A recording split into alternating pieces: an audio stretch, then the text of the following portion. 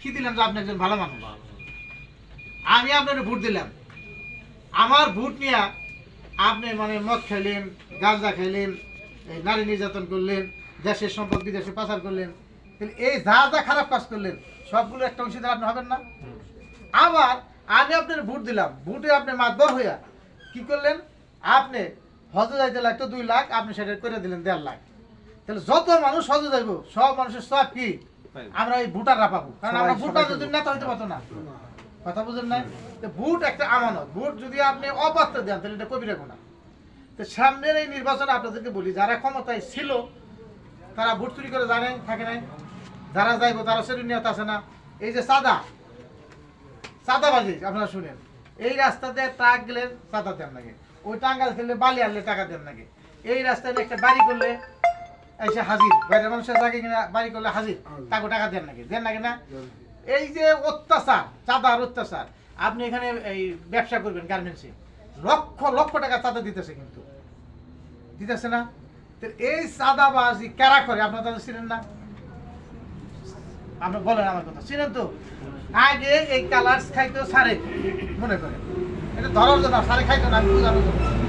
এখন খাই এই যে জুবাই, পার্থক্য তো এইটুকুই হয়েছে, এতে তো আপনারা চিনেন। তো যারা চাঁদা খায় না, যারা সন্ত্রাস করে না, যারা মানুষকে হুমকি তুমকি দেয় না, যারা মামলাবাজি করে না, তাদেরকে যদি আপনারা ভোট দেওয়ার ক্ষমতায় দেন, তাহলে তারা ক্ষমতায় গিয়ে যদি ভালো কাজ করবে সব আপনারা পাবেন। যেমন আমরা বাংলাদেশের শ্রেষ্ঠ বিদ্যাপীঠ ঢাকা বিশ্ববিদ্যালয়, তাই না? ঢাকা বিশ্ববিদ্যালয়ের ছাত্ররা ভোট দিয়ে শিবিরকে নির্বাচিত করছে। এই নির্বাচন করার কারণে শিবিরে কিন্তু অনেক ভালো কাজ করতেছে কিনা আপনারা তো জানেন। সেই যতটি ভালো কাজ করবো, যারা তাদের ভোট দিয়ে নির্বাচিত প্রত্যেকে সব পাবে না। আর শিবির যদি না যাইতো, আপনারা জানেন, আমরা বলা ঠিক না, তার উপরে বলি আপনারা তো সব বড় মানুষ। এই আগের দলের লাভ আমরা শুনে নাই, অমুক এমপি নারী দর্শন করছে, অমুক ছাত্র দলের নাম না বলাই ভালো, অমুক নেতা ছাত্র দর্শন করছে। এই যে জাহাঙ্গীরনগর বিশ্ববিদ্যালয়ে 100 ছাত্রীরা দর্শন করছে, বুঝছে না? সেটা খবর পত্রই করেন না, উদযাপন করতেছে। এখনো এই এলাকার মধ্যে আমি আপনাদের বলি, আপনারা যদি জাগতেন, আপনারা যাদের ভোট দেওয়া চেয়ারম্যান বানান, আমি একজন চেয়ারম্যান, বর্তমানে চেয়ারম্যান নাম বলতে পারবো, এখনো তিনি ঢাকা শহরে নারী নিয়ে ফুর্তি করে। কারণ এই 5 বছরে 3 বছর যে টাকা কামাইছে, সে যদি গ্রেপ্তার না হয়, 100 বছরে যদি বয়ে খায় তার ট্যাবলেট না। এইখান থেকে গাড়ি নিয়ে নেওয়া নারী ফুর্তি করে। যারা আপনারা চেয়ারম্যান বানাইতেছেন, এমপি বানাইতেছেন, উপজেলা চেয়ারম্যান, তাদের চরিত্র যদি আপনারা জানতেন তাহলে আপনারা পাগল হয়ে যেতেন।